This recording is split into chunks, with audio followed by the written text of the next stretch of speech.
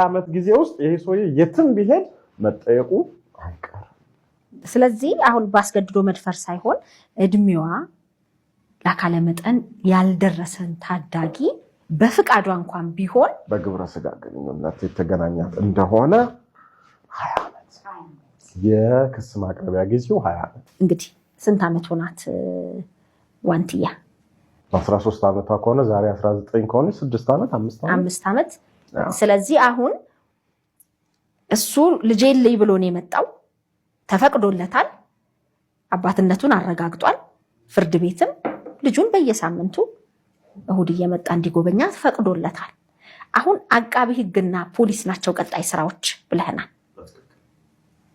እንግዲህ ጀምረውም ሊሆን ይችላል፣ ተስፋ እናደርጋለን።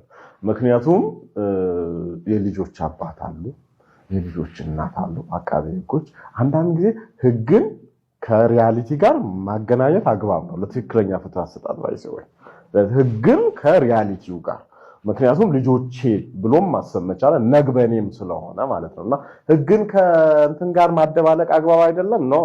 እኔ እሱን ስለማልስማማ ማለት ነው